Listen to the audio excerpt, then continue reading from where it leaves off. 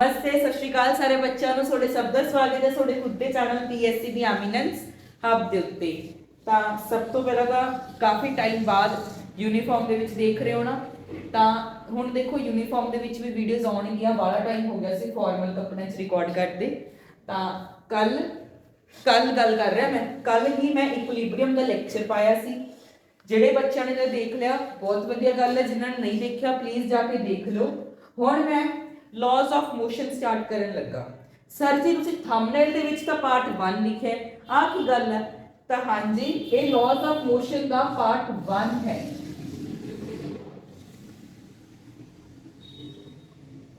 आ की मतलब सर जी हुण मैं ना की दिता सी, वैसे तो मैं देखो लॉज ऑफ मोशन ही पढ़ाउणा सी वन शॉट दे रूप च, पर मैं जिहड़ा अपना पर्सनल ग्रुप आ ਉਹਦੇ ਵਿੱਚ ਮੈਂ ਮੈਸੇਜ ਕੀਤਾ ਸੀ ਕਿ ਬੱਚਿਆਂ ਨੇ ਕੀ ਪੜ੍ਹਨਾ ਗਾ।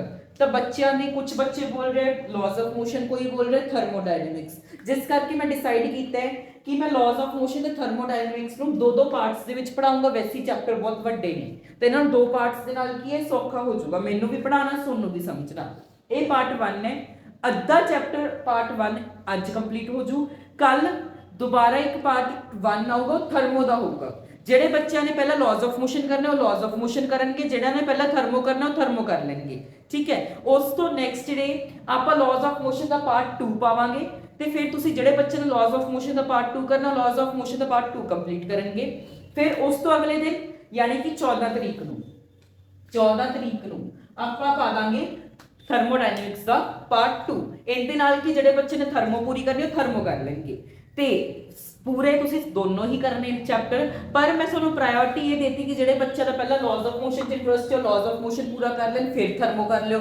ਜਿਨ੍ਹਾਂ ਨੂੰ ਲੱਗਦਾ ਨਹੀਂ ਸਰ ਅਸੀਂ ਪਹਿਲਾਂ ਥਰਮੋ ਕਰਨੀ ਹੈ ਬਾਅਦ ਚ ਲਾਜ਼ ਆਫ ਮੋਸ਼ਨ, ਠੀਕ ਹੈ ਉਹ ਤੁਹਾਡੀ ਮਰਜ਼ੀ ਹੈ, ਤੁਸੀਂ ਪਹਿਲਾਂ ਲਾਜ਼ ਆਫ ਮੋਸ਼ਨ ਕਰਨਾ ਹੈ ਕਿ ਥਰਮੋ ਕਰਨੀ ਹੈ। ਦੈਨ ਮੈਂ 15 ਤਰੀਕ ਨੂੰ ਵੈਸੇ ਜਾਣਾਗਾ, ਤੁਹਾਨੂੰ ਪਤਾ ਹੋਊਗਾ। ਤਾਂ 15 ਤੋਂ ਪਹਿਲਾਂ ਮੇਰੀ ਪੂਰੀ ਕੋਸ਼ਿਸ਼ ਹੈ ਮੈਂ ਦੋਨੋਂ ਚੈਪਟਰ ਪੂਰੇ ਕਰਾ ਕੇ ਜਾਵਾਂ। ਜੇ ਇੱਕ ਨਹੀਂ ਦੋਨੋਂ ਪੂਰੇ ਹੋਏ ਤਾਂ ਲਾਜ਼ ਆਫ ਮੋਸ਼ਨ ਦਾ ਪੱਕਾ ਹੋ ਜਾਊਗਾ, ਥਰਮੋ ਦਾ ਪਾर्ट 1 ਵੀ ਆ ਜਾਊਗਾ, ਪਾर्ट 2 ਮੈਂ ਕੋਸ਼ਿਸ਼ ਕਰੂੰਗਾ ਮੇਰੀ ਸਾਈਡ ਤੋਂ। ਠੀਕ ਹੈ ਜੀ, ਹੁਣ ਆਪਾਂ ਸਟਾਰਟ ਕਰਾਂਗੇ ਲਾਜ਼ ਆਫ ਮੋਸ਼ਨ ਨੂੰ। ਇਹ ਤੋਂ ਪਹਿਲਾਂ ਮੇਰੇ ਦਿਮਾਗ 'ਚ ਇੱਕ ਕੁਐਸਚਨ ਆ। ਪਹਿਲਾਂ ਤਾਂ ਮੈਨੂੰ ਆਏ ਦੱਸੋ ਜ਼ਿੰਦਗੀ ਦੀ ਸਭ ਤੋਂ ਜ਼ਰੂਰੀ ਚੀਜ਼ ਕਿਹੜੀ ਹੈ? पैसा जमा भी नहीं, समा जी टाइम, समा जो कदे वापस नहीं आऊगा। अज खराब कर लिया तो इन्हें कदे वापस नहीं आना। अज तुसी 11वीं 12वीं 9वीं 10वीं खराब कर ली, वो वापस नहीं आने वाली। बहुत जरूरी चीज़ है जिन्होंने तुसी अज बर्बाद कर रहे हो। वो कहते हैं ना फिजिक्स के विच भी तुसी पढ़ोगे लॉज ऑफ मोशन के विच ही जिहड़ा फोर्स लगाए तो बिना कोई चीज़ की तुसी पोजीशन नहीं बदल सकते। जे कोई चीज़ पई है तो आई पई रहूगी जिन्नी देर तक वो फोर्स नहीं लग रही। सेम ਤੁਹਾਡੇ ਨਾਲ है। अज जे तुसी मेहनत नहीं कर रहे, अज तुसी अपना टाइम नहीं कट रहे तो तुसी सक्सैसफुल नहीं हो सकते। ਇਹੋ जी कोई फोर्स नहीं हैगी इस धरती उत्ते ਜਿਹੜੀ ਤੁਹਾਨੂੰ बिना मेहनत कराए बिना हार्ड वर्क किए बिना पढ़े पढ़ाए ਤੁਹਾਨੂੰ सक्सैसफुल कर दूँ या ਤੁਹਾਨੂੰ पूरी ਵਧੀਆ जॉब ਤੇ ਲੈ ਜਾਊਗੀ। कोई ਇਹੋ जी चीज़ नहीं है, ਭਲੇਖਾ है ਤੁਹਾਡਾ।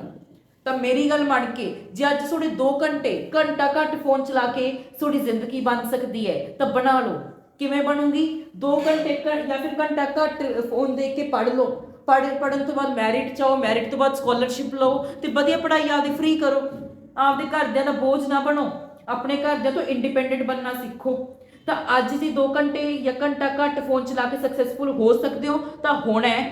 ਆਪਾਂ ਪਿੱਛੇ ਨਹੀਂ ਹਟਣਾ, ਉਸ ਸਮੇਂ ਨੇ ਵਾਪਸ ਨਹੀਂ ਆਉਣਾ। ਪਰ ਜੇ ਤੁਸੀਂ ਆਖੋ ਆ 10 ਦਸੰਬਰ 11 ਦਸੰਬਰ ਦੁਬਾਰਾ ਵਾਪਸ ਆ ਜੂ ਤਾਂ ਜਮਾ ਵੀ ਨਹੀਂ ਆਉਣੀ। ਤਾਂ ਸਮੇਂ ਦੀ ਕਦਰ ਕਰਨਾ ਸਿੱਖ ਲਓ। ਠੀਕ ਹੈ, ਹੁਣ ਆਪਾਂ ਸਟਾਰਟ ਕਰਦੇ ਆ ਆਪਣਾ ਲਾਜ਼ ਆਫ ਮੋਸ਼ਨ। ਤਾਂ ਲਾਜ਼ ਆਫ ਮੋਸ਼ਨ ਨਾ ਤੁਸੀਂ ਇੱਕ ਗੱਲ ਯਾਦ ਰੱਖੋ, ਜਿਹੜਾ ਲਾਜ਼ ਆਫ ਮੋਸ਼ਨ ਹੈ ਇਹ ਮਕੈਨਿਕਸ ਦੇ ਵਿੱਚ ਆਉਂਦਾ ਗਾ। ਸਰ ਜੀ ਮਕੈਨਿਕਸ ਮਤਲਬ ਜਿਵੇਂ ਕੈਮਿਸਟਰੀ ਹੈ, ਕੈਮਿਸਟਰੀ ਤੁਸੀਂ 3 ਬ੍ਰਾਂਚ ਪੜ੍ਹਦੇ ਹੋ, ਆਰਗੈਨਿਕ, ਇਨਆਰਗੈਨਿਕ, ਫਿਜ਼ੀਕਲ। ਸੇਮ ਫਿਜ਼ਿਕਸ ਵੀ ਡਿਵਾਈਡ ਹੈ। ਫਿਜ਼ਿਕਸ ਮਕੈਨਿਕਸ ਦੇ ਵਿੱਚ ਆਉਂਦੀ ਹੈ। ਮਕੈਨਿਕਸ ਕੀ ਹੁੰਦੀ ਹੈ? ਮਕੈਨਿਕਸ ਦਾ ਨਾ ਬੇਸ ਹੀ, ਮਕੈਨਿਕਸ ਦਾ ਬੇਸ ਹੈ ਆਪਣਾ ਲਾਜ਼ ਆਫ ਮੋਸ਼ਨ। ਪਹਿਲੀ ਬੁੱਕ ਫਸਟ ਬੁੱਕ ਹੈ ਨਾ ਜਿਹੜੀ ਤੁਹਾਡੀ, ਉਹਦੇ ਵਿੱਚ ਤੀਸਰੇ ਚੈਪਟਰ ਤੋਂ ਆਪਣਾ ਮਕੈਨਿਕਸ ਸਟਾਰਟ ਹੋ ਜਾਂਦਾ ਹੈ ਤੇ 6ਵੇਂ ਚੈਪਟਰ ਤੱਕ, ਪਤਾ ਨਹੀਂ 7th ਚੈਪਟਰ ਤੱਕ ਤੁਹਾਡਾ ਮਕੈਨਿਕਸ ਹੀ ਹੈ। ਕਹਿਣ ਦਾ ਮਤਲਬ ਹੈ ਜੇ ਤੁਸੀਂ ਲਾਜ਼ ਆਫ ਮੋਸ਼ਨ ਨਹੀਂ ਪੜ੍ਹਿਆ, ਵਰਕ ਪਾਵਰ એનર્ਜੀ ਤੇ ਅਗਲੇ ਮਕੈਨਿਕਸ ਦੇ ਚੈਪਟਰ, ਈਵਨ 12ਵੀਂ ਵਿੱਚ ਵੀ ਮਕੈਨਿਕਸ ਦਾ ਬੇਸ ਹੈ, 12th ਵਿੱਚ ਵੀ ਬੇਸ ਹੈ। ਜੇ ਇਹ ਚੀਜ਼ ਨਹੀਂ ਸਮਝੀ ਅੱਜ बहुत औखे होंगे तो समझ लो। अपने को मकैनिक्स ना अगे 2 पार्ट्स च हुंदी है। ਮਕੈਨਿਕਸ ਵੀ ਗਾਹਾਂ ਦੋ ਪਾਰਟਸ ਚ, ਕਾਇਨੇਮੈਟਿਕਸ ਤੇ ਡਾਇਨਾਮੈਟਿਕਸ। ਸਰ ਜੀ ਆ ਕੀ ਹੈ ਜੀ? Kinematics unit 2 motion in a plane ते मोशन इन स्ट्रेट लाइन, वो काइनेमैटिक्स का पार्ट है। काइनेमैटिक्स की बोलती है, काइनेमैटिक्स आ है ਜਿਹੜੀ ਤੁਸੀਂ ਸਟੱਡੀ ਕਰ ਰਹੇ ਹੋ ਮੋਸ਼ਨ ਦੀ, ਕੋਈ ਵੀ ਚੀਜ਼ ਮੋਸ਼ਨ ਵਿੱਚ ਹੈ ਉਹਦੀ ਸਟੱਡੀ ਨੂੰ ਆਪਾਂ ਬੋਲਦੇ ਹਾਂ ਕਾਇਨੇਮੈਟਿਕਸ। ਮੰਨ ਲਓ ਮੈਂ ਤੁਰ ਰਿਹਾ ਤਾਂ ਹੁਣ ਇਹ ਕੀ ਹੋ ਗਿਆ? ਕਾਇਨੇਮੈਟਿਕਸ ਹੋ ਗਿਆ। ਜੇ ਕੋਈ ਮੈਨੂੰ ਸਟੱਡੀ ਕਰੂਗਾ, ਮੈਂ ਤੁਰ ਰਿਹਾ, ਜੇ ਕੋਈ ਦੇਖੂਗਾ, ਤੁਸੀਂ ਜਿਹੜਾ ਬੱਚਾ ਸਿੰਪਲ ਬੱਚਾ ਹੈ ਕਿਸੇ ਨੂੰ ਵੀ ਜਾ ਕੇ ਪੁੱਛੋਗੇ ਤਾਂ ਉਹ ਕਹੂਗਾ ਇਹ ਤਾਂ ਤੁਰ ਹੀ ਜਾ ਰਿਹਾ ਬਸ, ਤਾਂ ਉਹਦੇ ਲਈ ਕੀ ਹੋ ਗਿਆ? ਮੈਂ ਕਾਇਨੇਮੈਟਿਕਸ ਹੋ ਗਿਆ। ਪਰ ਜਿਹੜੇ ਬੱਚੇ ਨੇ ਲਾਜ਼ ਆਫ ਮੋਸ਼ਨ ਪੜਿਆ ਹੋਇਆ, ਜਿਹੜਾ ਬੱਚਾ ਸਾਇੰਸ ਵਾਲਾ ਹੈ, ਉਹਦੇ ਲਈ ਮੈਂ ਡਾਇਨਾਮਿਕਸ ਦੇ ਅੰਦਰ ਆਉਂਗਾ, ਉਹਦੇ ਲਈ ਮੈਂ ਡਾਇਨਾਮਿਕਸ ਦੇ ਵਿੱਚ ਆਉਂਗਾ, ਨਾ ਕਿ ਕਾਇਨੇਮੈਟਿਕਸ 'ਚ। ਕਿਉਂ ਸਰ ਜੀ? ਡਾਇਨਾਮਿਕਸ ਮਤਲਬ ਮੈਂ ਤੁਰ ਰਿਹਾ, ਇਹਦਾ ਕਾਰਨ ਕੀ ਹੈ? ਮੈਂ ਤੁਰ ਕਿਉਂ ਰਿਹਾ? ਇਹਦਾ ਕਾਰਨ ਕੀ ਹੈ? ਮੇਰੇ ਉੱਤੇ ਕਿਹੜੀ ਫੋਰਸਾਂ ਲੱਗ ਰਹੀ ਜਿਹਦੇ ਕਰਕੇ ਮੈਂ ਤੁਰ ਰਿਹਾ? ਮਾਰਕਰ ਹੈ, ਮੰਨ ਲਓ ਇਹ ਰੈਸਟ ਤੇ ਪਿਆ, ਮੈਂ ਇਹਨੂੰ ਹੁਣੇ ਰੈਸਟ ਤੇ ਨਾ ਇਹਦੀ ਪੋਜੀਸ਼ਨ ਆਏ ਕੀਤੀ, ਇਹਦੀ ਪੋਜੀਸ਼ਨ ਆਏ ਕੀਤੀ, ਦੇਖੋ ਇਹਦੀ ਪੋਜੀਸ਼ਨ ਆਏ ਕੀਤੀ ਤਾਂ ਮੋਸ਼ਨ ਆਇਆ ਤਾਂ ਕਿਹੜੀ ਇਹਦੀ, ਜੇ ਤੁਸੀਂ ਆ ਸਿਰਫ ਮੋਸ਼ਨ ਸਟੱਡੀ ਕਰ ਰਹੇ ਹੋ ਫਿਰ ਤਾਂ ਕਾਇਨੇਮੈਟਿਕਸ ਹੈ। ਪਰ ਜੇ ਮੈਂ ਤੁਹਾਨੂੰ ਕਹਾਂ ਇਹਨੂੰ ਮੈਂ ਇੱਥੇ ਲੈ ਕੇ ਗਿਆ, ਇਹਦੇ ਵਿੱਚ ਮੋਸ਼ਨ ਆਇਆ ਤੇ ਮੈਂ ਜਿਹੜਾ ਇਹਦੇ ਵਿੱਚ ਮੋਸ਼ਨ ਆਇਆ ਇਹਦੇ ਤੇ ਕਿਹੜੀਆਂ ਫੋਰਸਾਂ ਲੱਗੀਆਂ, ਇਹ ਕਿਉਂ ਇੱਥੇ ਪਹੁੰਚਿਆ, ਕਿਹੜੀ ਫੋਰਸ ਦੇ ਰਾਹੀਂ ਪਹੁੰਚਿਆ, ਉਸ ਚੀਜ਼ ਨੂੰ ਤੁਸੀਂ ਬੋਲੋਗੇ ਡਾਇਨਾਮਿਕਸ। ਉਸ ਚੀਜ਼ ਨੂੰ ਕੀ ਬੋਲੋਗੇ?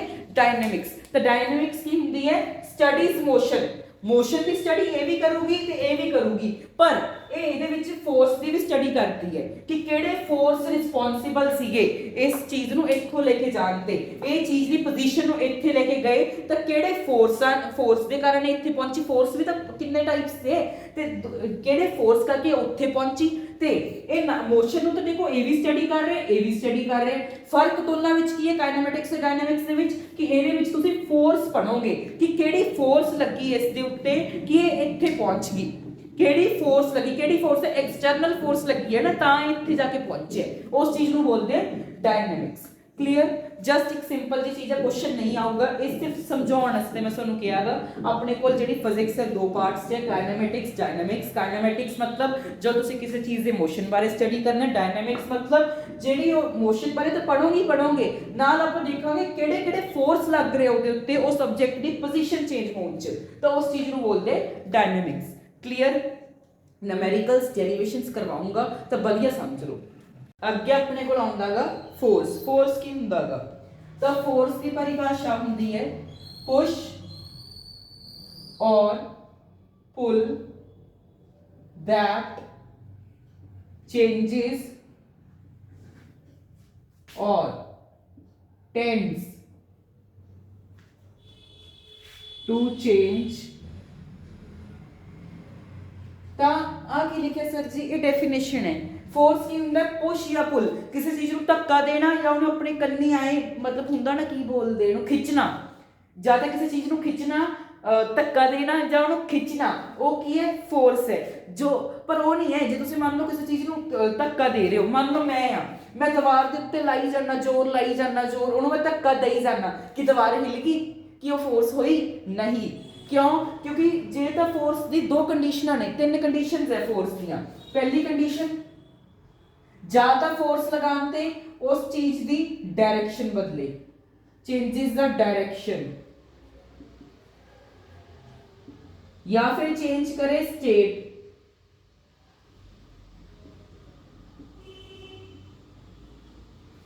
ਠੀਕ ਹੈ ਜੀ।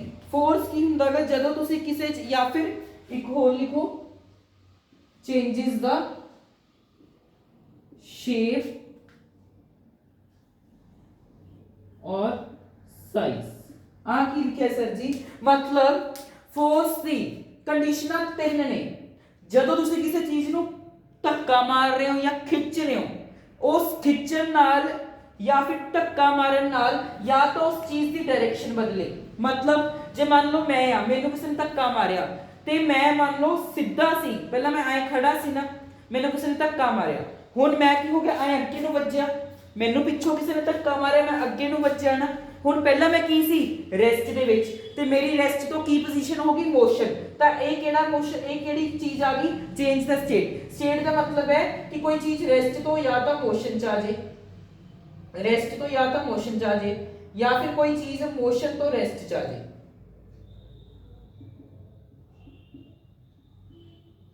ये चीज क्लीयर है। कोई चीज पई, मान लो कोई चीज मोशन से मैं जा रहा मैंने इक्को दम किसी ने रोकता, ਇੱਕੋ ਦਮ ਮੈਂ ਮੰਨ ਲਓ ਕਿਸੇ ਚੀਜ਼ ਦੇ ਵਿੱਚ ਵੱਜਿਆ, ਫਿਰ ਮੈਂ ਰੈਸਟ ਤੇ ਆ ਗਿਆ ਨਾ, ਮੈਂ ਰੁਕ ਜੂੰਗਾ ਉੱਥੇ। ਮੰਨ ਲਓ ਮੈਂ ਜਾ ਰਿਹਾ ਸੀ ਮੈਂ ਮੋਸ਼ਨ 'ਚ ਸੀ, ਇੱਕੋ ਦਮ ਮੇਰੇ ਮੂਹਰੇ ਕੋਈ ਆ ਗਿਆ, ਮੈਂ ਉਹਦੇ ਵਿੱਚ ਵੱਜਿਆ, ਵਿੱਚ ਵੱਜ ਕੇ ਮੇਰੀ ਪੋਜੀਸ਼ਨ ਕੀ ਹੋ ਗਈ, ਰੈਸਟ। ਤਾਂ ਮੈਂ ਕਿਹੜਾ ਹੋ ਗਿਆ, ਮੋਸ਼ਨ ਟੂ ਰੈਸਟ ਹੋ ਗਿਆ ਨਾ।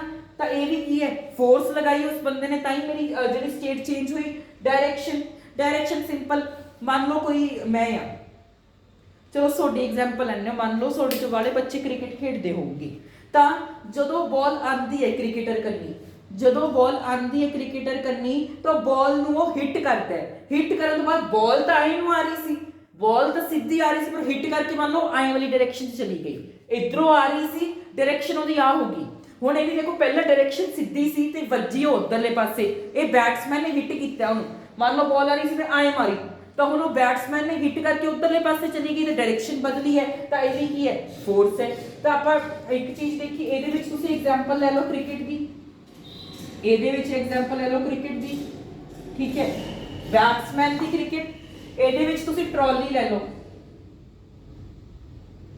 ਟਰਾਲੀ ਦੇਖੀਏ ਨਾ ਘਰਾਂ ਦੇ, ਜਦੋਂ ਆਪਾਂ ਘਰ ਬਣਾਉਂਦੇ ਹਾਂ, ਜਿਹੜੀ ਰੇੜੀ ਜੀ ਹੁੰਦੀ ਹੈ ਜਿਹਦੇ ਵਿੱਚ ਤੁਸੀਂ ਆਏ ਇੱਟਾਂ ਰੱਖ ਕੇ ਲੈ ਕੇ ਜਾਂਦੇ ਹੋ, ਤਾਂ ਇੱਕ ਪਹੀਆ ਹੀ ਹੁੰਦਾ, ਇੱਕ ਟਾਇਰ ਹੀ ਹੁੰਦਾ ਉਹਦਾ, ਉਹ ਵਾਲੀ ਟਰਾਲੀ ਦੀ ਗੱਲ ਕਰ ਰਹੇ। ਸਪੈਲਿੰਗ ਚਾਹੇ ਰੋਂਗ ਹੋਣਗੇ, ਸਪੈਲਿੰਗਸ ਇਗਨੋਰ ਕਰੋ, ਠੀਕ ਹੈ।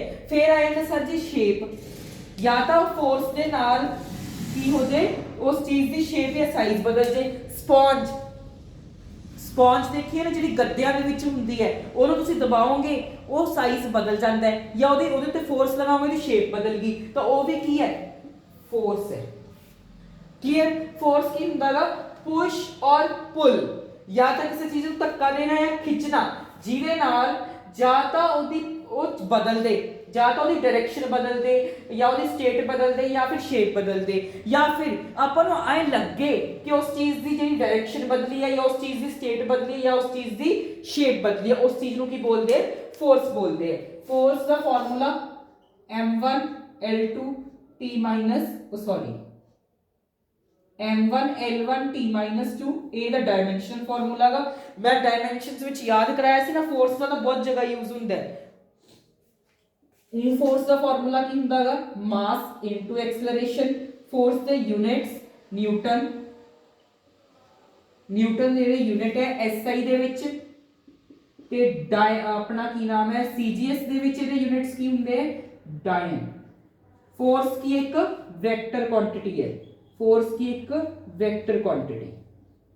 ਆ ਸਲਾਈਡ ਦੇ ਉੱਤੇ ਜਿਹੜੀ ਚੀਜ਼ਾਂ ਲਿਖੀਆਂ ਇਹ ਸਾਰੀ ਫੋਰਸ ਲਈ ਸੀ। ਫੋਰਸ ਕੀ ਹੁੰਦਾ, ਕਿਸੇ ਚੀਜ਼ ਨੂੰ ਧੱਕਾ ਦੇਣਾ ਜਾਂ ਫਿਰ ਉਹਨੂੰ ਖਿੱਚਣਾ, ਜਿਹਦੇ ਨਾਲ ਜਾਂ ਤਾਂ ਉਹਦੀ ਸਟੇਟ ਬਦਲ ਜੇ, ਜਾਂ ਫਿਰ ਸ਼ੇਪ ਬਦਲ ਜੇ, ਸਾਈਜ਼ ਬਦਲ ਜੇ, ਜਾਂ ਫਿਰ ਉਹ ਡਾਇਰੈਕਸ਼ਨ ਬਦਲ ਜੇ। ਫੋਰਸ ਦੀ ਐਸਆਈ ਯੂਨਿਟ ਨਿਊਟਨ, ਸੀਜੀਐਸ ਯੂਨਿਟ डायन। फोर्स का dimension formula m1 l1 t -2। Force की है फॉर्मूला F = ma। फोर्स की एक वेक्टर क्वांटिटी। क्लियर? नोट्स वगैरह सारे व्हाट्सएप ते टेलीग्राम ते मिल जाएंगे, लिंक डिस्क्रिप्शन विच है। ठीक है, हुण आपां चलदे अपनी अगली स्लाइड तरफ। हुण ना आपां इनर्शिया समझांगे। इनर्शिया की हुंदा है तां before understanding Newton first law, Newton के पहले लॉ नूं समझण तो पहला आपां समझांगे इनर्शिया की हुंदा है। सर जी इनर्शिया याद है सब धुंधला 9वीं विच पढ़ के आए सी, 9th का कंसेप्ट है, जे भी नहीं पता। इनर्शिया की हुंदा है, ये प्रॉपर्टी हुंदी है किसी भी चीज़ दी कि वो चेंज लैन तो मना कर दूगी। कोई भी मान लो मैं आ, हुण तुसीं मैनूं आखोगे सर जी तुहाडी आ गल मैनूं माड़ी लगी, या फिर तुसीं आखोगे सर जी अपना नेचर बदल लो। मैं अपना नेचर बदल लूँगा? बिल्कुल भी नहीं बदलूंगा। चाहे मैंने कोई मर्जी आके बोल दे कि तेरा नेचर बढ़िया नहीं तो अपना नेचर बदल, मैं नहीं बदलूंगा। एक ही मेरी प्रॉपर्टी है कि मैं कोई चेंज नहीं लाना चाहता अपनी जिंदगी से, मैं जिवें हाँ मैं उवें ही सही हाँ। सेम यही है, एक ही होंदी है कि it is the property of a body. एक प्रॉपर्टी होंदी है body the that resist any change, मतलब ओदे विच कोई भी चेंज लियान तो मना कर दे। वो मैनूं कहे भी तू चेंज कर, आपदे मैं मना करदा, मैं नहीं अपने विच चेंज लियाना। पर स्टेट ऑफ रेस्ट दे मोशन दे केस च, स्टेट ऑफ रेस्ट दे मोशन दे केस कोई चीज़ है, मान लो मैं मैं रेस्ट ते पिया, मान चलो एग्जांपल लेने सोडे सारे दे, ठीक है। मान लो तुसीं सारे हुण तां ठंड दा टाइम है, सारे मौजां नाल कंबल ओढ़ के रजाइयां ओढ़ के बैठे हो, ठीक है, बढ़िया निगे बैठे होंगे, तो मैं आवां उत्थे इक्को दम ते मैं तुहानूं कहां चलो या चल खड़ी हो या खड़ा हो, बाहर जाके काम कर, एक्सरसाइज कर, तुसी करोगे? जमा भी नहीं करोगे। 95% बच्चे नहीं करेंगे, 95% बच्चे मना कर देंगे। यही तो इनर्शिया है। मतलब तुसी रेस्ट विच हो ते तुसी, मैं तुहानू कह रहा तू मोशन विच आ ते तुसी मैनू मना करता कि मैं नहीं मोशन विच आना, उस चीज नू बोलदे इनर्शिया, उस चीज नू बोलदे इनर्शिया, उस चीज नू बोलदे इनर्शिया। मतलब या फिर एक होर एग्जांपल, मान लो कोई चीज मोशन विच है, कोई चीज मोशन विच है ते मैं उन्होंने कहा नहीं बस हुण तू रेस्ट विच आ जा, तुसी भज रहे हो भज रहे हो भज रहे हो, ते मैं उन्होंने कहा नहीं बस हुण होर नहीं भजना, तू रेस्ट विच आ, ते तुसी मैनूं मना कर दो कि नहीं मैं तो मोशन विच ही रहना है। तो जेड़ा तुसी मैनूं मना कर रहे हो, जेड़ा मैं तुहानूं चेंज लियाउण दी कोशिश कर रहे हो, तुसी कह रहे हो मैं अपने विच चेंज नहीं लियाना, उस चीज नूं की बोलदे? इनर्शिया बोलदे। क्लीयर? इनर्शिया हो क्लीयर होगा। इनर्शिया अगे तीन टाइप दा है, inertia of rest, inertia of motion, inertia of direction. तीनों 9th विच पढ़ के आए हो, दोबारा तो दस दो। इनर्शिया ऑफ रेस्ट, कोई चीज रेस्ट विच है ते ओनू तुसी कहो भी तू मोशन विच आ, ते जेड़ा वो बोलोगी ना कि यार नहीं मैं रेस्ट विच है, तो मैं रेस्ट विच ही रहन दो, वो चीज जेड़ा मना कर रही है मोशन विच आन तो, ओनू बोलदे inertia of rest. Inertia of rest की है, कोई चीज रेस्ट विच पई है, तुसी ओनू कह रहे हो तो मोशन विच आ, ते वो मना कर रही है मैं मोशन विच नहीं आना, वो रेजिस्ट कर रही है, रेजिस्ट मतलब वो चेंज लियान तो मना कर रही हैगी, उस चीज नू की बोलदे इनर्शिया। ते जेड़ा इनर्शिया ऑफ रेस्ट है ओदे विच बॉडी मोशन विच आन तो मना करती है। फॉर एग्जांपल बस start suddenly, passengers fall backward, बस विच बैठ गए, बस इकोदम स्टार्ट हो गई तो तुसी पिछे नू धक्का वजूगा, तुसी इकोदम बस विच बैठे ते बस इकोदम स्टार्ट होगी तो पिछे नूं जिहड़ा धक्का वजदा वो की कारण है? वो इनर्शिया है। क्यों? क्योंकि देखो जेहड़ी थोड़ी पैर ने, ਜਿਹੜੇ ਪੈਰ ਹੁੰਦੇ ਨੇ ਉਹ ਤਾਂ ਬੱਸ ਦੇ ਉਹਦੇ ਨਾਲ ਅਟੈਚ ਹੁੰਦੇ ਨਾ, ਫਲੋਰ ਨਾਲ, ਬੱਸ ਦੇ ਫਰਸ਼ ਦੇ ਨਾਲ ਤੁਹਾਡੇ ਪੈਰ ਅਟੈਚ ਹੈ। ਹੁਣ ਬੱਸ ਮੋਸ਼ਨ ਵਿੱਚ ਆ ਗਈ ਤਾਂ ਤੁਹਾਡੇ ਪੈਰਾਂ ਨੂੰ ਵੀ ਮੋਸ਼ਨ ਵਿੱਚ ਆਉਣਾ ਪੈਣਾ ਹੈ, ਪਰ ਜਿਹੜੀ ਤੁਹਾਡੀ ਅਪਰ ਬੋਡੀ ਹੈ ਇਹ ਕੀ ਕਹੂਗੀ ਕਿ ਮੈਂ ਤਾਂ ਰੈਸਟ ਵਿੱਚ ਹੀ ਰਹਿਣਾ ਹੈ, ਇਹ ਕੀ ਬੋਲੂਗੀ? ਇਹ ਥੋੜੀ ਆਕੜੀ ਹੋਈ ਹੈ, ਤੁਹਾਡੀ ਅਪਰ ਬੋਡੀ ਕਹਿੰਦੀ ਯਾਰ ਮੈਂ ਤਾਂ ਰੈਸਟ ਵਿੱਚ ਹੀ ਰਹੂੰਗੀ, ਪਰ ਪੈਰ ਕਹਿੰਦੇ ਮੋਸ਼ਨ ਵਿੱਚ ਆਉਣਾ ਪੈਣਾ। ਕਿਉਂ? ਕਿਉਂਕਿ ਬੱਸ ਤੁਰ ਪਈ, ਤਾਂ ਜਿਹੜਾ ਇਹਨੇ ਇੱਕੋ ਤਾਂ ਮੈਨੇ ਰੈਸਟ ਵਿੱਚ ਰਹਿਣ ਦਾ ਸੋਚਿਆ, ਪਰ ਇਹਨੂੰ ਕੀ ਹੋ ਗਿਆ? ਹੁਣ ਦੇਖੋ ਪੈਰ ਵੀ ਮੋਸ਼ਨ ਵਿੱਚ ਹੈ, ਬੱਸ ਵੀ ਮੋਸ਼ਨ ਵਿੱਚ ਹੈ, ਤੇ ਇਹਨੂੰ ਆਪਣੇ ਰੈਸਟ ਤੋਂ ਮੋਸ਼ਨ ਵਿੱਚ ਆਉਣਾ ਪਿਆ, ਜਿਸ ਕਰਕੇ ਇਹਨੂੰ ਇੱਕ ਧੱਕਾ ਵੱਜਿਆ ਪਿੱਛੇ ਨੂੰ। ਉਹਦਾ ਕਾਰਨ ਕੀ ਹੈ? Inertia of rest. ਸਿੰਪਲ ਭਾਸ਼ਾ ਵਿੱਚ ਬੱਸ ਜਦੋਂ मूव करती है ਤੁਹਾਡੇ ਪੈਰ ਬੱਸ ਦੇ ਨਾਲ ਫਰਸ਼ ਨਾਲ ਅਟੈਚ ਹੁੰਦੇ, ਪੈਰ ਤੁਹਾਡੇ ਮੋਸ਼ਨ ਵਿੱਚ ਆ ਜਾਂਦੇ, ਪਰ ਅਪਰ ਬੋਡੀ ਰੈਸਟ ਵਿੱਚ ਰਹਿਣ ਦੀ ਕੋਸ਼ਿਸ਼ ਕਰਦੀ ਹੈ, ਪਰ ਉਹ ਰੈਸਟ ਵਿੱਚ ਨਹੀਂ ਰਹਿ ਪਾਉਂਦੀ, ਜਿਸ ਕਰਕੇ ਆਪਾਂ ਨੂੰ ਇੱਕਦਮ ਪਿੱਛੇ ਨੂੰ ਧੱਕਾ ਵੱਜਦਾ ਹੈ। ਸੇਮ ਐਗਜ਼ਾਮਪਲ ਇਨਰਸ਼ੀਆ ਆਫ ਮੋਸ਼ਨ ਦੀ, ਜਦੋਂ ਕੋਈ ਚੀਜ਼ ਮੋਸ਼ਨ ਵਿੱਚ ਹੈ ਤੇ ਮੈਂ ਉਹਨੂੰ ਕਹਾਂ ਵੀ ਤੂੰ ਰੈਸਟ ਵਿੱਚ ਆ ਤੇ ਉਹ ਮਨਾ ਕਰਦੇ ਰੈਸਟ ਵਿੱਚ ਆਉਣ ਤੋਂ, ਉਹਨੂੰ ਬੋਲਦੇ ਇਨਰਸ਼ੀਆ ਆਫ ਮੋਸ਼ਨ। ਫੋਰ ਐਗਜ਼ਾਮਪਲ ਬੱਸ ਹੈ, ਹੁਣ ਮੰਨ ਲਓ ਬੱਸ ਤੁਰ ਰਹੀ ਹੈ, ਚੱਲ ਰਹੀ ਹੈ, ਆਰਾਮ ਨਾਲ ਤੁਸੀਂ ਨਾ ਬੈਠੇ ਫੋਨ ਦੇਖ ਰਹੇ ਹੋ, ਇੱਕੋਦਮ ਬੱਸ ਰੁਕ ਗਈ ਤਾਂ ਮੂਹਰੇ ਨੂੰ ਧੱਕਾ ਵੱਜੂਗਾ। ਇਸ ਵਾਰ ਜਦੋਂ ਬੱਸ ਤੁਰਦੀ ਤੁਰਦੀ ਤੁਰਦੀ ਤੁਰਦੀ ਇੱਕੋਦਮ ਤੁਸੀਂ ਫੋਨ 'ਚ ਲੱਗੇ ਪਏ, ਬੱਸ ਰੁਕਦੀ ਹੈ ਨਾ, ਤਾਂ ਇੱਕੋਦਮ ਇਹ ਮੂਹਰੇ ਨੂੰ ਧੱਕਾ ਵੱਜਦਾ। ਉਹ ਧੱਕਾ ਕਿਉਂ ਵੱਜਦਾ ਹੈ? ਕਿਉਂਕਿ ਉੱਥੇ ਵਰਕ ਕਰ ਰਿਹਾ ਇਨਰਸ਼ੀਆ of motion. Inertia of motion ਕੀ ਬੋਲਦਾ ਹੈ? ਹੁਣ ਦੇਖੋ ਤੁਹਾਡੀ ਸਾਰੀ ਬੋਡੀ ਮੋਸ਼ਨ 'ਚ ਹੈ, ਪੈਰ ਵੀ ਮੋਸ਼ਨ ਵਿੱਚ ਹੈ, ਪਰ ਜਿਹੜੀ ਤੁਹਾਡੀ ਅਪਰ ਬੋਡੀ ਹੈ ਉਹ ਤਾਂ ਆਰਾਮ ਨਾਲ ਰੈਸਟ 'ਚ ਹੈ ਹਲੇ ਵੀ। ਪਰ ਦੇਖੋ ਬੱਸ ਦੇ ਨਾਲ ਤੁਹਾਡੇ ਪੈਰ ਵੀ ਮੋਸ਼ਨ 'ਚ ਹੈ, ਬੱਸ ਦੇ ਨਾਲ ਤੁਹਾਡੇ ਪੈਰ ਮੋਸ਼ਨ 'ਚ ਹੈ ਨਾ, ਤਾਂ ਇੱਕੋਦਮ ਬੱਸ ਰੁਕ ਗਈ, ਇੱਕੋਦਮ ਬੱਸ ਰੁਕੂਗੀ ਤਾਂ ਤੁਹਾਡੇ ਪੈਰ ਵੀ ਕੀ ਹੋ ਜਾਣਗੇ? ਮੋਸ਼ਨ ਰੈਸਟ ਵਿੱਚ ਆ ਜਾਣਗੇ, ਪਰ ਤੁਹਾਡੀ ਅਪਰ ਬੋਡੀ ਕੀ ਹੈ? ਮੋਸ਼ਨ ਵਿੱਚ ਹੈ। ਅਪਰ ਬੋਡੀ ਕੀ ਹੈ? ਮੋਸ਼ਨ ਵਿੱਚ ਹੈ, ਤਾਂ ਉਹ ਅਪਰ ਬੋਡੀ ਨੂੰ ਹੁਣ ਰੈਸਟ ਵਿੱਚ ਆਉਣਾ ਪਿਆ, ਜਿਸ ਕਰਕੇ ਇਹਨੂੰ ਕੀ ਵੱਜੂਗਾ? ਇੱਕ ਧੱਕਾ ਵੱਜੂਗਾ ਇਨਰਸ਼ੀਆ ਆਫ ਮੋਸ਼ਨ ਦਾ। ਕਲੀਅਰ? ਸਿੰਪਲ ਭਾਸ਼ਾ ਵਿੱਚ ਜਦੋਂ ਕੋਈ ਬੱਸ ਤੁਰ ਰਹੀ ਹੈ ਤੇ ਇੱਕੋਦਮ ਉਹ ਬ੍ਰੇਕ ਮਾਰਦੀ ਹੈ, ਤੁਹਾਡੇ ਪੈਰ ਕੀ ਹੁੰਦੇ ਨੇ? ਰੈਸਟ ਵਿੱਚ ਆ ਜਾਂਦੇ ਨੇ, ਤੇ ਜਿਹੜੀ ਤੁਹਾਡੀ ਅਪਰ ਬੋਡੀ ਹੈ ਉਹ ਜਿਹੜਾ ਮੋਸ਼ਨ ਵਿੱਚ ਹੈ, ਪਰ ਉਹ ਰੈਜ਼ਿਸਟ ਕਰ ਰਹੀ ਹੈ ਨਾ ਕਿ ਮੈਂ ਰੈਸਟ ਤੇ ਨਹੀਂ ਆਣਾ, ਪਰ ਉਹਨੂੰ ਮਜਬੂਰਨ ਰੈਸਟ ਵਿੱਚ ਲਿਆਇਆ ਜਾਂਦਾ, ਉਸ ਚੀਜ਼ ਨੂੰ ਬੋਲਦੇ ਆ ਇਨਰਸ਼ੀਆ ਆਫ ਮੋਸ਼ਨ। ਠੀਕ ਹੈ ਜੀ। ਫਿਰ ਆ ਜਾਂਦਾ ਇਨਰਸ਼ੀਆ ਆਫ ਡਾਇਰੈਕਸ਼ਨ। ਆ ਕੀ ਹੈ ਸਰ ਜੀ? ਇਹ ਵੀ ਸੇਮ ਹੈ। ਜਦੋਂ ਤੁਸੀਂ ਦੇਖਿਆ ਕਦੇ ਗੱਡੀ ਨੂੰ ਨਾ ਬਾਹਲਾ ਸ਼ਾਰਪ ਟਰਨ ਲੈਂਦੇ ਹੋਏ, ਕਾਰ ਹੈ, ਮੰਨ ਲਓ ਇੱਕੋਦਮ ਆਏ ਨੂੰ ਆਈ, ਕਾਰ ਨੇ ਇੱਕੋਦਮ ਆਏ ਨੂੰ ਟਰਨ ਲੈਤਾ, ਕਾਰ ਨੇ ਇੱਕੋਦਮ ਆਏ ਟਰਨ ਲੈਤਾ ਨਾ, ਤਾਂ ਆਪਾਂ ਇੱਧਰ ਜਿਹਨੂੰ ਡਿੱਗ ਜਾਂਦੇ। ਕਾਰ ਆਏ ਟਰਨ ਲੈਂਦੀ ਤਾਂ ਆਪਾਂ ਆਏ ਇੱਧਰ ਨੂੰ ਥੋੜਾ ਜਿਹਾ ਡਿੱਗੋਗੇ। ਨੋਟਿਸ ਕੀਤਾ ਹੋਣਾਗਾ ਤੁਸੀਂ ਕਿ ਜਦੋਂ ਆਪਾਂ ਨੂੰ ਆਏ ਨੂੰ ਜਾਂਦੀ ਹੈ ਤਾਂ ਆਪਾਂ ਇੱਧਰ ਨੂੰ ਵੱਜਦੇ ਆ, ਇੱਧਰ ਨੂੰ ਵੱਜਾਂਗੇ ਨਾ, ਕਿਉਂਕਿ ਕਾਰ ਨੇ ਆਏ ਟਰਨ ਲੈਤੇ, ਤੇ ਜਿਹੜਾ ਤੁਸੀਂ ਇੱਧਰ ਨੂੰ ਵੱਜੇ ਹੋ ਇਹਦਾ ਕਾਰਨ ਹੈ ਇਨਰਸ਼ੀਆ ਆਫ ਡਾਇਰੈਕਸ਼ਨ। ਸਿੰਪਲ ਭਾਸ਼ਾ ਵਿੱਚ ਉਹ ਜਿਹੜੀ ਤੁਹਾਡੀ ਬੋਡੀ ਹੈ ਉਹ ਕਹਿ ਰਹੀ ਹੈ ਕਿ ਮੈਂ ਨਹੀਂ ਆਪਣੀ ਡਾਇਰੈਕਸ਼ਨ ਬਦਲਣੀ, ਮੈਂ ਤਾਂ ਸਿੱਧਾ ਜਾਣ ਦੀ ਕੋਸ਼ਿਸ਼ ਕਰੂੰਗੀ, ਪਰ ਗੱਡੀ ਨੇ ਟਰਨ ਆਏ ਲੈ ਲਿਆ। ਤੁਸੀਂ ਸਿੱਧਾ ਜਾਣਾ ਚਾਹੁੰਦੇ ਹੋ ਪਰ ਗੱਡੀ ਨੇ ਟਰਨ ਆਏ ਲਿੱਤਾ, ਜਿਸ ਕਰਕੇ ਤੁਹਾਡਾ ਇਨਰਸ਼ੀਆ ਆਫ ਰੈਸਟ ਕੀ ਕਰੂਗਾ, ਜਾਂ ਫਿਰ ਤੁਹਾਡੀ ਬੋਡੀ ਜਿਹੜਾ ਚੇਂਜ ਨੂੰ ਰੈਜ਼ਿਸਟ ਕਰੂਗੀ। ਤੇ ਉਹਦਾ ਦੇਖੋ ਹੁਣ ਤੁਸੀਂ ਕੋਈ ਚੀਜ਼ ਨੂੰ ਮਨਾ ਕਰ ਰਹੇ ਹੋ ਤਾਂ ਉਹਦਾ ਕੁਛ ਨਾ ਕੁਛ ਤਾਂ ਇਫੈਕਟ ਪਊਗਾ ਨਾ ਤੁਹਾਡੀ ਲਾਈਫ ਉੱਤੇ, ਕੁਛ ਨਾ ਕੁਛ ਤਾਂ ਪ੍ਰਭਾਵ ਪਊਗਾ, ਉਹੀ ਤੁਸੀਂ ਆਏ ਨੂੰ ਵੱਜੋਗੇ। ਤਾਂ ਤਿੰਨੋਂ ਇਨਰਸ਼ੀਆ ਕਲੀਅਰ ਹੋਏ। ਇਨਰਸ਼ੀਆ ਕੀ ਹੁੰਦੀ ਹੈ? ਸਿੰਪਲ ਜੀ ਚੀਜ਼, ਕੋਈ ਚੇਂਜ ਨੂੰ ਤੁਸੀਂ ਲਿਆਉਣ ਤੋਂ ਮਨਾ ਕਰ ਰਹੇ ਹੋ, ਉਹਨੂੰ ਇਨਰਸ਼ੀਆ ਬੋਲਦੇ ਆ। ਇਨਰਸ਼ੀਆ 3 ਟਾਈਪਸ ਹੈ, inertia of motion, inertia of rest, inertia of direction. Inertia of rest, ਕੋਈ ਚੀਜ਼ ਕਵੇ ਯਾਰ ਮੈਂ ਤਾਂ ਰੈਸਟ ਵਿੱਚ ਹੀ ਰਹਿਣਾ ਹੈ, ਕੁਛ ਵੀ ਹੋ ਜੇ।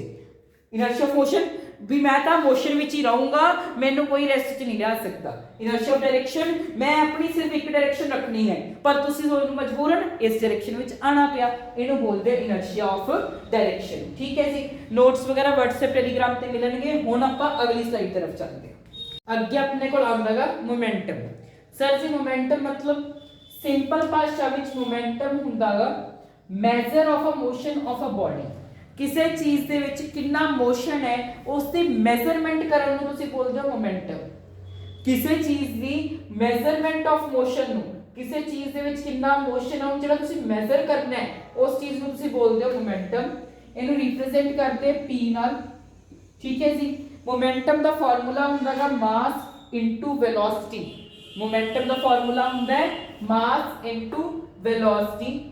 ਜਿਹੜਾ ਤੁਸੀਂ ਉਹ ਹੋਏਗਾ ਮੋਮੈਂਟਮ, ਦੇਖੋ ਕਲੀਅਰ ਜੀ ਗੱਲ ਹੈ, ਮੋਮੈਂਟਮ ਮਾਸ ਦੇ ਉੱਤੇ ਵੀ ਡਿਪੈਂਡ ਕਰੂ, ਵੈਲੋਸਿਟੀ ਉੱਤੇ ਵੀ। ਕਹਿਣ ਦਾ ਮਤਲਬ ਜਿੰਨਾ ਜ਼ਿਆਦਾ ਮਾਸ ਉਨੀ ਜ਼ਿਆਦਾ ਮੋਮੈਂਟਮ, ਤੇ ਜਿੰਨੀ ਜ਼ਿਆਦਾ ਵੈਲੋਸਿਟੀ ਉਨਾ ਜ਼ਿਆਦਾ ਮੋਮੈਂਟਮ। ਸੇਮ ਹੈਵੀਅਰ ਔਰ ਫਾਸਟਰ ਇੱਕ ਆਬਜੈਕਟ, ਹੈਵੀਅਰ ਔਰ foster object have more momentum. ਗੱਲ ਵੀ ਸਹੀ ਹੈ, ਜਿਹਦਾ ਮਾਸ ਵੀ ਜ਼ਿਆਦਾ ਹੋਊਗਾ ਉਹਦਾ ਮੋਮੈਂਟਮ ਵੀ ਜ਼ਿਆਦਾ ਹੋਊ, ਜਿਹਦੀ ਵੈਲੋਸਿਟੀ ਜ਼ਿਆਦਾ ਉਹਦਾ ਮੋਮੈਂਟਮ ਵੀ ਜ਼ਿਆਦਾ। ਮੋਮੈਂਟਮ ਦੇ ਐਸਆਈ ਯੂਨਿਟ ਹੁੰਦੇ kg into metre per second. Momentum ਕੀ ਇੱਕ ਵੈਕਟਰ ਕੁਆਂਟੀਟੀ ਹੈ, ਮੋਮੈਂਟਮ ਕੀ ਇੱਕ ਵੈਕਟਰ ਕੁਆਂਟੀਟੀ ਹੈ। ਠੀਕ ਹੈ ਜੀ, ਕਲੀਅਰ। ਮੋਮੈਂਟਮ ਕੀ ਹੁੰਦਾ ਹੈ? ਕਿਸੇ ਬੋਡੀ ਦੀ ਮੋਸ਼ਨ ਨੂੰ ਮੈਜ਼ਰਮੈਂਟ ਕਰਨ ਨੂੰ ਤੁਸੀਂ ਬੋਲਦੇ ਮੋਮੈਂਟਮ। ਮੋਮੈਂਟਮ ਦੇ SI unit kg metre per second. ਜਿਹਦਾ ਮਾਸ ਜ਼ਿਆਦਾ ਹੋ ਉਹਦਾ ਮੋਮੈਂਟਮ ਵੀ ਜ਼ਿਆਦਾ ਹੋ, ਜਿਹਦੀ ਵੈਲੋਸਿਟੀ ਜ਼ਿਆਦਾ ਹੋ ਉਹਦਾ ਮੋਮੈਂਟਮ ਜ਼ਿਆਦਾ ਹੋ। ਵੈਕਟਰ ਕੁਆਂਟੀਟੀ ਹੈ। ਇਹਦਾ ਡਾਇਮੈਂਸ਼ਨਲ ਫਾਰਮੂਲਾ, ਡਾਇਮੈਂਸ਼ਨਲ ਫਾਰਮੂਲਾ ਜਿਹੜਾ ਹੈ ਇਹ ਤੁਸੀਂ ਮੈਨੂੰ ਕਮੈਂਟਾਂ ਵਿੱਚ ਦੱਸੋਗੇ। ਠੀਕ ਹੈ, ਮੈਨੂੰ ਪਤਾ ਨਹੀਂ, ਤੁਸੀਂ ਦੱਸਣਾਗਾ ਕਮੈਂਟਾਂ ਦੇ ਵਿੱਚ। ਜੇ ਤੁਸੀਂ ਮੋਮੈਂਟਮ ਦਾ ਵੀ ਡਾਇਮੈਂਸ਼ਨਲ ਫਾਰਮੂਲਾ ਨਹੀਂ ਦੱਸ ਪਾ ਰਹੇ ਨਾ, ਲੱਖ ਲਾਹਨਤਾਂ ਨੇ ਤੁਹਾਡੇ ਸਭ ਤੇ। ਠੀਕ ਹੈ, ਮੋਮੈਂਟਮ ਦਾ ਡਾਇਮੈਂਸ਼ਨਲ ਫਾਰਮੂਲਾ ਜਾਂ ਤਾਂ ਐਸਆਈ ਚੈਪਟਰ 1 ਯਾਦ ਕਰੋ, ਮੈਂ ਯਾਦ ਕਰਾਇਆ ਸੀ ਕਿੰਨਾ ਸੌਖਾ। ਫੋਰਸ ਤੋਂ ਪਹਿਲਾ ਚੀਜ਼ ਜਿਹੜੀ ਆਉਂਦੀ ਹੈ ਮੋਮੈਂਟਮ। ਬਸ ਹਿੰਟ ਬਹੁਤ ਹੈ, ਆਪੇ ਦੱਸਣਾ ਤੁਸੀਂ ਕਮੈਂਟਾਂ ਦੇ ਵਿੱਚ। ਠੀਕ ਹੈ ਜੀ, ਇੱਕ ਨਿਊਮੈਰੀਕਲ ਦੇਖੋ ਕੁਐਸਚਨ ਆ 2 kg ਬਾਲ। ਪਹਿਲਾਂ ਤਾਂ ਗਿਵਨ ਲਿਖ ਲਿਆ ਕਰੋ, ਜਿਹੜੀ ਚੀਜ਼ਾਂ ਗਿਵਨ ਹੈ ਨਾ ਉਹ ਦੇਖ ਲਓ। ਆਪਾਂ ਨੂੰ ਇੱਕ 2 kg ਦੀ ਬਾਲ ਗਿਵਨ ਹੈ ਤਾਂ ਮਾਸ ਕਿੰਨਾ ਗਿਵਨ ਹੈ 2 kg। ਠੀਕ ਹੈ ਜੀ, moves at 5 meter per second, ਉਸ ਦੀ ਵੈਲੋਸਿਟੀ ਕਿੰਨੀ ਦਿੱਤੀ ਹੋਈ ਹੈ 5 ਮੀਟਰ ਪਰ ਸੈਕਿੰਡ। ਠੀਕ ਹੈ ਜੀ, find its momentum। Simple values given ਹੈ, ਮੋਮੈਂਟਮ ਫਾਈਂਡ ਕਰਨਾ। ਮੋਮੈਂਟਮ ਕਾਦੇ ਬਰਾਬਰ ਹੁੰਦਾਗਾ? ਮਾਸ ਇਨਟੂ ਵੈਲੋਸਿਟੀ ਹੈ ਜੀ। ਤਾਂ ਮਾਸ ਕਿੰਨਾ ਗਿਵਨ ਹੈ 2, ਵੈਲੋਸਿਟੀ ਕਿੰਨੀ ਗਿਵਨ ਹੈ 5, ਤਾਂ ਮੋਮੈਂਟਮ ਕਿੰਨਾ ਆ ਜਾਊਗਾ 10 kg ਮੀਟਰ ਪਰ ਸੈਕਿੰਡ। ਕਿੰਨਾ ਸੌਖਾ ਚੀਜ਼ ਸੀ, ਕਿੰਨਾ ਸੌਖਾ ਨਿਊਮੈਰੀਕਲ ਸੀ। ਠੀਕ ਹੈ ਜੀ, ਧਿਆਨ ਰੱਖਿਓ ਜਿਹੜੀਆਂ ਚੀਜ਼ਾਂ ਨੇ ਐਸਆਈ ਯੂਨਿਟ ਚ ਹੋਣ।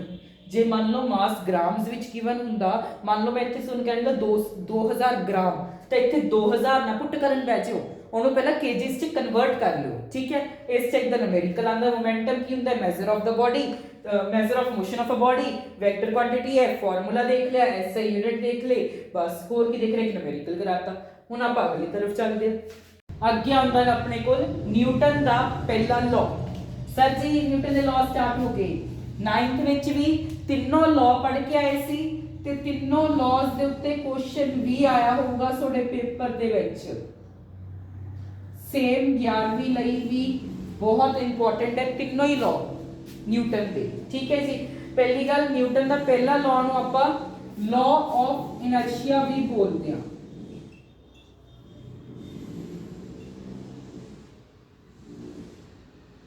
ਤੁਹਾਨੂੰ ਇਹ 1 ਮਾਰਕ ਦੇ ਵਿੱਚ ਕੁਐਸਚਨ ਆ ਸਕਦਾ ਹੈਗਾ, give second name of Newton's first law, ਜਾਂ ਫਿਰ ਵਟ ਇਜ਼ ਲਾਅ ਆਫ ਇਨਰਸ਼ੀਆ।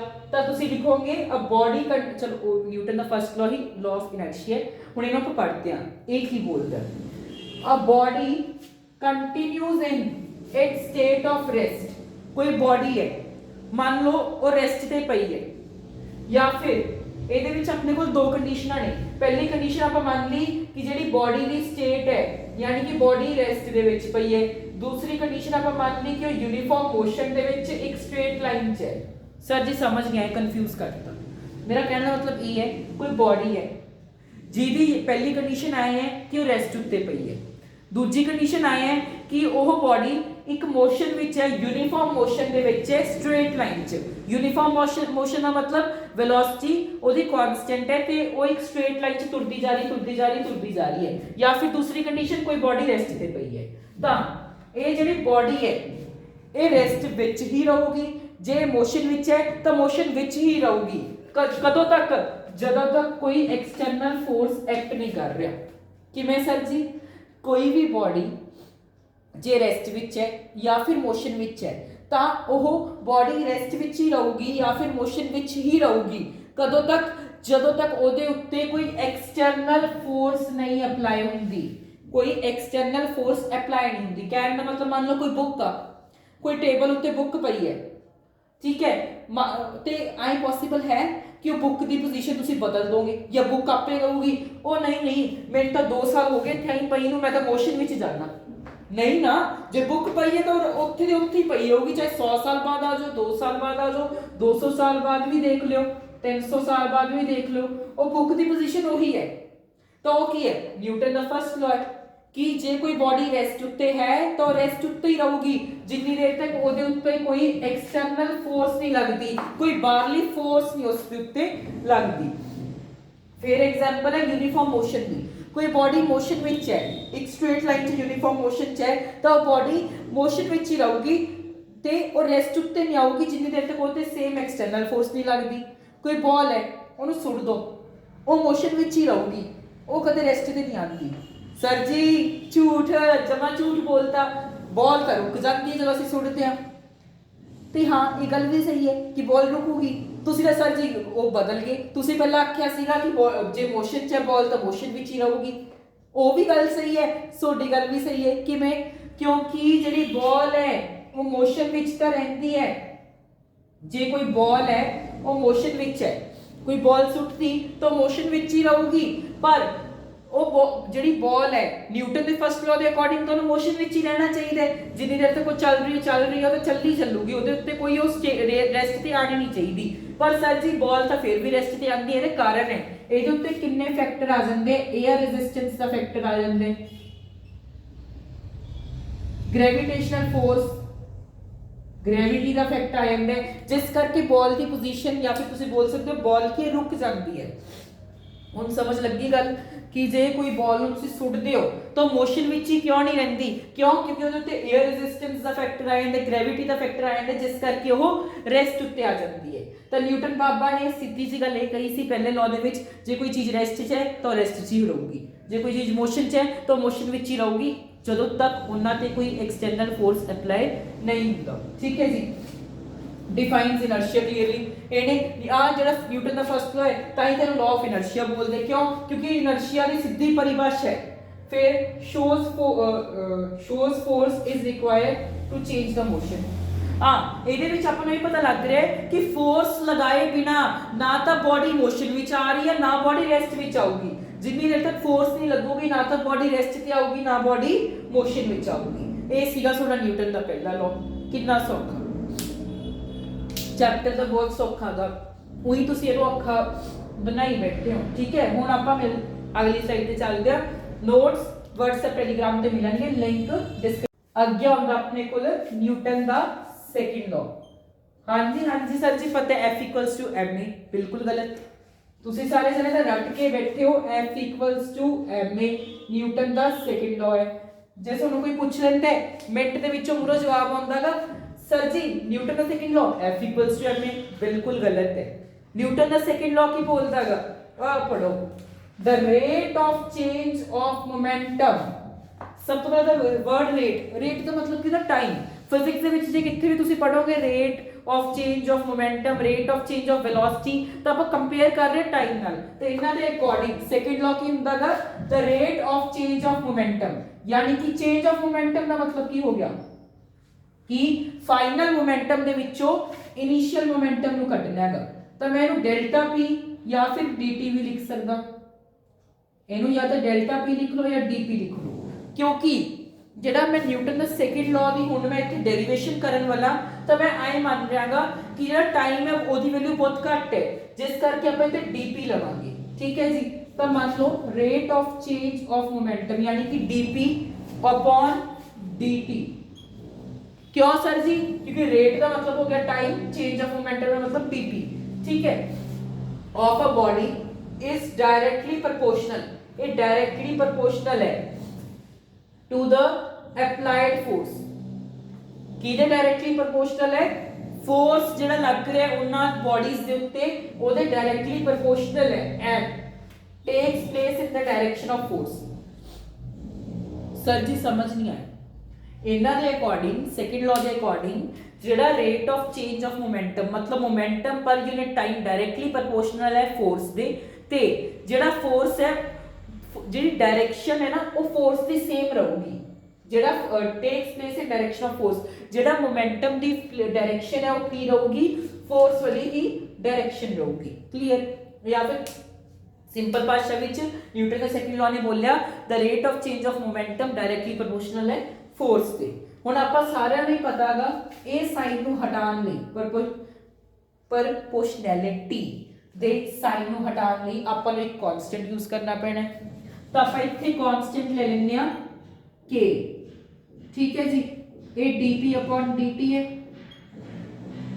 ਅਗਲੇ ਸਟੈਪ ਦੇ ਵਿੱਚ ਤੁਸੀਂ k ਦੀ ਵੈਲਿਊ 1 ਰੱਖ ਦੇਣੀ ਹੈ, ਤੇ ਇਹ ਕਿਹਦੇ ਬਰਾਬਰ ਆ ਗਿਆ dp/dt ਦੇ। ਠੀਕ ਹੈ, कुछ नहीं किया, k की वैल्यू 1 रखती तो dp/dt के बराबर आ गया।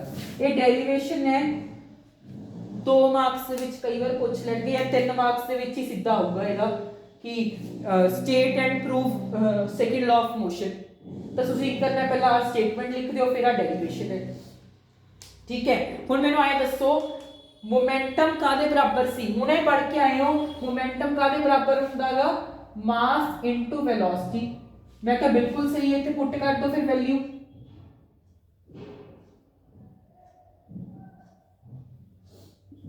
जेड़ा मास है वो तो कांस्टेंट है, मास तो नहीं बदलता किसी चीज का, मास तो हमेशा कांस्टेंट है। जब मास ਨੂੰ ਤੁਸੀਂ ਬਾਹਰ ਲੈ ਆਓ ਤਾਂ ਇਹ ਕਾਦੇ ਬਰਾਬਰ ਆ ਗਿਆ dv/t dt ਦੇ। Rate of change of velocity ਕੀ ਹੁੰਦਾ ਹੈ, rate of change of velocity की ਹੁੰਦਾ ਹੈ ਜਾਂ ਫਿਰ dv/dt ਕੀ ਹੁੰਦਾਗਾ, एक्सेलरेशन। ਇਹ ਕੀ ਹੁੰਦਾ ਹੈ, एक्सेलरेशन। ਜੇ ਮੈਂ वेलोसिटी ਦਾ ਫਾਰਮੂਲਾ ਕੀ ਹੈ, change in velocity upon time, dv/dt ਵੀ ਤਾਂ ਕੀ ਹੋਊਗਾ, एक्सेलरेशन। ਜਾਂ ਫਿਰ वेलोसिटी ਜੇ ਮੈਂ ਮੰਨ ਲਵਾਂ ਇੱਥੇ dx/dt ਲਿਖ ਦਿੰਦਾ ਫਿਰ ਉਹ ਕੀ ਹੋਣਾ ਸੀ, वेलोसिटी, क्योंकि वेलोसिटी ਕੀ ਹੁੰਦੀ ਹੈ, चेंज इन वेलोसिटी पर यूनिट टाइम। ਤਾਂ ਆਪਾਂ ਬੋਲ ਸਕਦੇ ਹਾਂ dv/dt ਕੀ ਹੈ, a, ਤਾਂ f ਕਾਦੇ ਬਰਾਬਰ ਆ ਗਿਆ, m into a ਦੇ। ਤਾਂ ਇਹਦੇ ਨਾਲ ਤੁਹਾਡਾ ਸੈਕੰਡ ਲਾਅ ਆਫ ਮੋਸ਼ਨ ਡਿਰਾਈਵ ਹੁੰਦਾ ਹੈ। ਠੀਕ ਹੈ ਜੀ, ਇੱਕ ਨਿਊਮੈਰੀਕਲ ਦੇਖ ਲਓ, ਆ 4 kg ਬੋਡੀ ਪਹਿਲਾਂ ਗਿਵਨ ਲਿਖਾਂਗੇ ਕਿਉਂਕਿ ਸਾਡੇ ਸਰ ਨੇ ਕਿਹਾ ਹੈਗਾ ਕਿ ਪਹਿਲਾਂ ਗਿਵਨ ਲਿਖਣਾ ਹੈ, मतलब मैं ਤੁਹਾਨੂੰ ਕਿਹਾ ਤੁਹਾਡੇ ਪਰਸਪੈਕਟਿਵ ਤੋਂ ਬੋਲ ਰਿਹਾ। ਠੀਕ ਹੈ, ਬੋਡੀ ਦਾ ਮਾਸ ਕਿੰਨਾ ਹੈਗਾ, 4 kg। ਠੀਕ ਹੈ ਜੀ, accelerates at 3 metre per second. Acceleration कितनी गिवन है, 3 metre per second square. Find the force, सीधियां वैल्यूज पुट करनी है। F बराबर हुंदा है ma दे, तो F दी वैल्यू कितनी आ जाऊगी 4 * 3, तो फोर्स कितना आ गया 12 न्यूटन। फोर्स कितना आ गया 12 न्यूटन। ठीक है जी, सेकंड लॉ ऑफ मोशन भी क्लियर हो गया। कितना सौखा सी कि rate of change of momentum of a body directly proportional ਹੁੰਦਾਗਾ ਅਪਲਾਈਡ ਫੋਰਸ ਦੇ, rate of change of the momentum of body directly proportional force ਦੇ।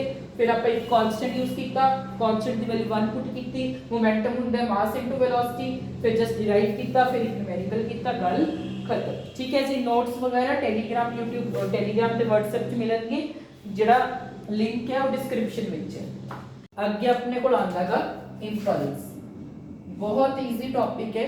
सब तो पहले मतलब वो देखो डेफिनेशन। इंपल्स की हुंदी है it is product of force and time. मतलब इंपल्स ਨੂੰ ਆਪਾਂ आई ਨਾਲ रिप्रेजेंट करते हैं ਤੇ इंपल्स ਦਾ ਫਾਰਮੂਲਾ ਹੁੰਦਾ ਹੈ फोर्स इनटू टाइम। ਇਹ ਗੱਲ ਤੇ ਠੀਕ ਹੈ ਸਰ ਜੀ, ਪਰ इंपल्स ਹੁੰਦਾ ਕੀ ਅਸਲ ਵਿੱਚ, ਜਦੋਂ ਨਾ ਕਿਸੇ ਚੀਜ਼ ਦੇ ਉੱਤੇ ਬਹੁਤ ਥੋੜੇ ਟਾਈਮ ਲਈ ਫੋਰਸ ਲੱਗ ਰਹੀ ਹੈ ਉਹਨੂੰ ਇੰਪਲਸ ਬੋਲਾਂਗੇ। ਸਰ ਸਮਝ ਨਹੀਂ ਆਇਆ।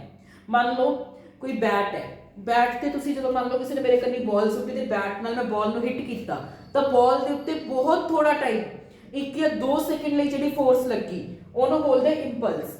ਠੀਕ ਹੈ ਜੀ, ਜਿਹੜੀ ਇੰਪਲਸ ਹੈ ਇਹਦੀ ਵੈਲਿਊ ਕੀ ਨਾਮ ਹੈ ਫੋਰਸ ਤੇ ਟਾਈਮ ਦੇ ਉੱਤੇ ਡਿਪੈਂਡ ਕਰਦੀ ਹੈਗੀ। ਇੰਪਲਸ ਸਿੱਧੀ ਭਾਸ਼ਾ ਦੇ ਵਿੱਚ, ਆਮ ਭਾਸ਼ਾ ਵਿੱਚ ਬਹੁਤ ਥੋੜੇ ਟਾਈਮ ਲਈ ਜਦੋਂ ਕਿਸੇ ਉੱਤੇ ਫੋਰਸ ਲੱਗੇ, ਪਰ ਫੋਰਸ ਥੋੜੀ ਨਹੀਂ ਬਹੁਤ ਜ਼ਿਆਦਾ ਫੋਰਸ ਲੱਗੇ ਤੇ ਪਰ ਟਾਈਮ ਬਹੁਤ ਥੋੜਾ ਹੈ, ਉਹਨੂੰ ਬੋਲਦੇ ਇੰਪਲਸ। ਠੀਕ ਹੈ ਜੀ, ਇੱਕ ਨਾ ਦੀ ਉਹ ਹੈ ਐਪਲੀਕੇਸ਼ਨ ਹੈ, ਜਦੋਂ ਕੋਈ ਕ੍ਰਿਕਟਰ ਹੈ ਉਹ ਨਾ ਬਾਲ ਕੈਚ ਕਰ ਰਿਹਾ ਹੈ, ਕੋਈ ਬਾਲ ਆਈ ਤੇ ਉਹਨੇ ਮੈਂ ਕੈਚ ਕਰਨੀ ਹੈ ਤਾਂ ਤੁਸੀਂ ਇੱਕ ਗੱਲ ਦੇਖਿਓ ਉਹ ਨਾ ਬਾਲ ਨੂੰ ਐਂ ਕੈਚ ਕਰੂਗਾ, ਉਹ ਬਾਲ ਨੂੰ ਐਂ ਕੈਚ ਕਰਦਾ ਹੈ। ਇਹਦਾ ਕਾਰਨ ਕੀ ਹੈ, ਉਹ ਇੰਪਲਸ ਫੋਰਸ ਘਟਾ ਰਿਹਾ। ਕਿਉਂ? ਦੇਖੋ ਉਹਨੇ ਐਂ ਕਰਕੇ ਕੈਚ, ਉਹਨੇ ਟਾਈਮ ਵਧਾਤਾ, ਬਾਲ ਨੂੰ ਐਂ ਕੈਚ ਕਰ ਰਿਹਾ ਨਾ ਤਾਂ ਉਹਨੇ ਆਪਣਾ ਟਾਈਮ ਵਧਾ ਲਿਆ। ਟਾਈਮ ਵਧਾਉਣ ਨਾਲ ਫੋਰਸ ਘਟੂਗਾ ਕਿਵੇਂ? ਕਿਉਂਕਿ ਦੇਖੋ ਤੁਸੀਂ ਐਂ ਕਰੋ ਟਾਈਮ ਇੱਧਰ ਲੈ ਆਓ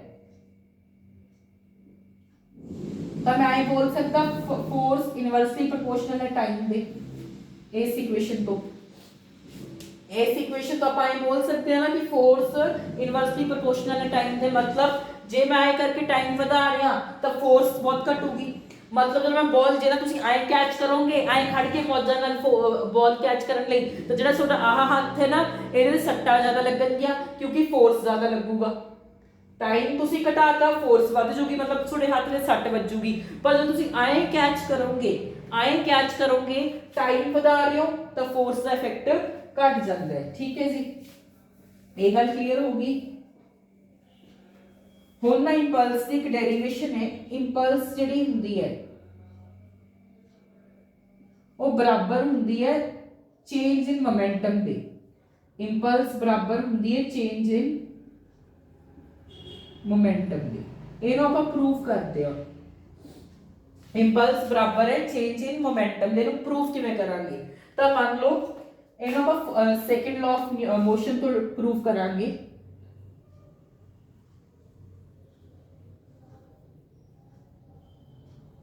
ਤਾਂ ਸੈਕੰਡ ਲਾਅ ਆਫ ਮੋਸ਼ਨ ਦੇ ਵਿੱਚ ਆਪਾਂ ਰਿਜ਼ਲਟ ਕੱਢਿਆ ਸੀ ਨਾ ਕਿ F ਬਰਾਬਰ ਹੁੰਦਾ ਹੈ ma ਦੇ। F ਬਰਾਬਰ ਹੁੰਦਾ ਹੈ ma ਦੇ। ਉਹ ਵਾਲਾ ਰਿਜ਼ਲਟ ਨਹੀਂ ਯੂਜ਼ ਕਰਨਾ, ਤੁਸੀਂ ਡਾਇਰੈਕਟ ਸੈਕੰਡ ਲਾਅ ਯੂਜ਼ ਕਰੋਗੇ ਕਿ ਜਿਹੜਾ ਫੋਰਸ ਹੈ ਉਹ ਡਾਇਰੈਕਟਲੀ ਪ੍ਰੋਪੋਰਸ਼ਨਲ ਹੁੰਦਾ ਹੈ dp/dt ਦੇ। फोर्स की वैल्यू कितनी आ गई dp/dt। किवें सर जी? मैं जस्ट के इत्थे जेड़ा इनु हटान लई मैं k कांस्टेंट k यूज कीता, उनकी वैल्यू 1 है। ठीक है जी, आ dt तुसी इधर ले आओ ता फोर्स डॉट dt बराबर है dp दे। इत्थे तक तो क्लियर है ना, कोई बड़ा औखा स्टेप तो है नहीं। हुण तुसी की करना हैगा, फोर्स डॉट dt ते dp इंटीग्रेशन कर दो दोनों साइड पे। Integrating both side. Force dot dt की इंटीग्रेशन करो ते dp की इंटीग्रेशन करो। ठीक है जी, इत्थे लिमिट्स पुट कर दो तुसी फोर्स डॉट dt की। देखो फोर्स का कांस्टेंट है उन्हें बाहर ले आओ तो आप dt की इंटीग्रेशन करांगे तो 0 तो लेके t टाइम तक, स्टार्टिंग टाइम 0 ਤੇ ਉਹਦਾ ਉਹ ਟਾਈਮ t ਹੈ। ਠੀਕ ਹੈ ਜੀ, ਇੱਥੇ ਮੋਮੈਂਟਮ ਦੀ ਆਪਾਂ ਜਦੋਂ ਇੰਟੀਗ੍ਰੇਸ਼ਨ ਕਰਨੀ ਹੈ ਤਾਂ ਉਹਦੇ ਲਈ ਵੀ ਆਪਾਂ ਕੀ ਲਿਖਾਂਗੇ p1 ਤੇ p2 ਉਹਦੀ ਲਿਮਿਟਸ ਹੋਣਗੀਆਂ। ਮੋਮੈਂਟਮ ਦੀ ਵੈਲਿਊ p1 ਤੇ p2 ਦੇ ਵਿੱਚ ਹੈ, ਇਹਦੀ ਵੈਲਿਊ 0 ਤੇ t ਦੇ ਵਿੱਚ ਹੈ। ਹੁਣ ਲਿਮਿਟਸ ਪੁੱਟ ਕਰ ਦੋ। ਇੱਥੇ ਤਾਂ ਦੇਖੋ ਕੁਝ ਹੈ ਹੀ ਨਹੀਂ, ਟਾਈਮ ਦੀ ਇੰਟੀਗ੍ਰੇਸ਼ਨ ਕਰਨੀ ਹੈ ਪਰ ਟਾਈਮ ਹੀ ਨਹੀਂ ਹੈਗਾ ਤਾਂ ਆਪਾਂ ਇੱਥੇ ਜਿਹੜਾ dt ਆ ਉਹਦਾ t ਚੱਕ ਲਾਂਗੇ ਤੇ ਉਹਦੀ ਲਿਮਿਟਸ ਹੋਣਗੀਆਂ 0 ਤੋਂ ਲੈ ਕੇ t। सेम इत्थे भी dp ਦੀ ਇੰਟੀਗ੍ਰੇਸ਼ਨ ਕਰ ਰਹੇ ਤਾਂ p ਦੀ ਇੰਟੀਗ੍ਰੇਸ਼ਨ ਕਰਾਂਗੇ ਜਿਹਦੀ ਲਿਮਿਟਸ ਹੋਣਗੀਆਂ p1 ਤੇ p2।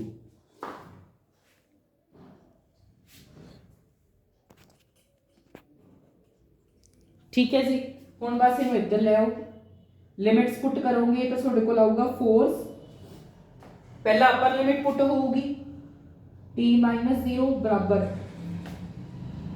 इधर भी अपर लिमिट पहला होगी p2 माइनस p1। हुण देखो इनू कड्डोगे तो तुहाडे कोल आऊगा ft बराबर है p2 माइनस p1 दे। p2 माइनस p1 की है change in momentum.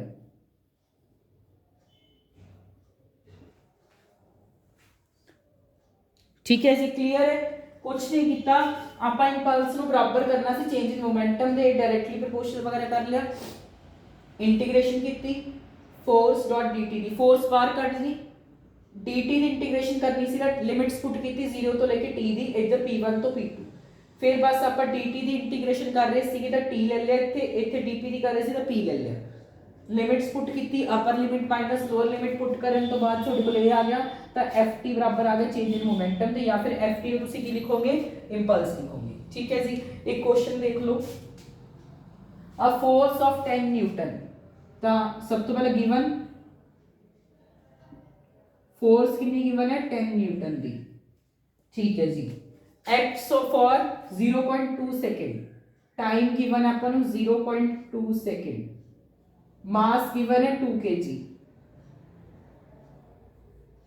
Find impulse, impulse करनी है। इंपल्स का फॉर्मूला सिंपल होंगे force into time, 10 into 0.2 second की वैल्यू 2/10 दिखता, तो इंपल्स का बराबर आ गई